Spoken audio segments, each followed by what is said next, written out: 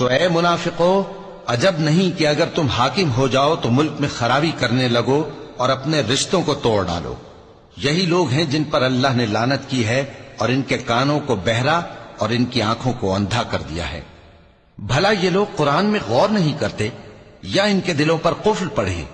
جو لوگ راہ ہدایت ظاہر ہونے کے بعد پیٹ پھیر گئے، شیطان نے یہ کام ان کو اچھا کر کے دکھایا اور انہیں لمبی عمر کا وعدہ دیا۔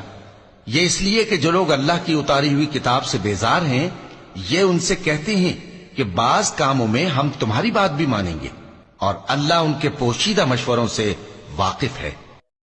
اور یہ لوگ جب کوئی بے حیائی کا کام کرتے ہیں تو کہتے ہیں کہ ہم نے اپنے بزرگوں کو اسی طرح کرتے دیکھا ہے، اور اللہ نے بھی ہم کو یہی حکم دیا ہے۔ کہہ دو کہ اللہ بے حیائی کے کام کرنے کا تو حکم نہیں دیتا۔ کیا تم اللہ کی نسبت ایسی بات کہتے ہو جس کا تمہیں علم نہیں؟ کہہ دو کہ میرے پروردگار نے تو انصاف کرنے کا حکم دیا ہے، اور یہ کہ ہر نماز کے وقت سیدھا قبلے کی طرف رخ کیا کرو اور صرف اسی کی عبادت کرو اور اسی کو پکارو۔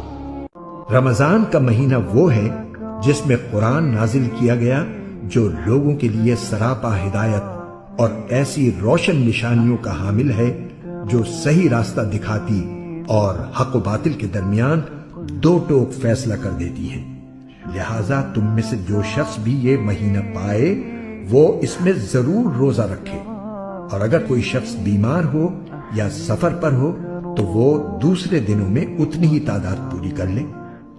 اللہ تمہارے ساتھ آسانی کا معاملہ کرنا چاہتا ہے اور تمہارے لیے مشکل پیدا کرنا نہیں چاہتا، تاکہ تم روزوں کی گنتی پوری کر لو، اور اللہ نے تمہیں جو راہ دکھائی اس پر اللہ کی تکبیر کہو، اور تاکہ تم شکر گزار بنو۔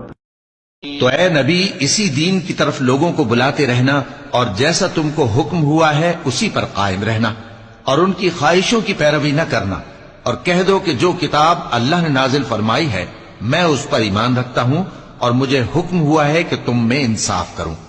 اللہ ہی ہمارا اور تمہارا پروردگار ہے، ہم کو ہمارے اعمال کا بدلہ ملے گا اور تم کو تمہارے اعمال کا۔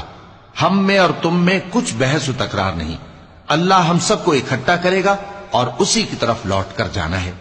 اور جو لوگ اللہ کے بارے میں بعد اس کے کہ اسے مومنوں نے مان لیا ہو جھگڑتے ہیں، ان کے پروردگار کے نزدیک ان کا جھگڑا باطل ہے، اور ان پر اللہ کا غضب ہے اور ان کے لیے سخت عذاب ہے۔ اور ہم نے نوح اور ابراہیم کو پیغمبر بنا کر بھیجا، اور ان کی اولاد میں پیغمبری اور کتاب کے سلسلے کو وقتاً فوقتاً جاری رکھا۔ سو بعض تو ان میں سے ہدایت پر ہیں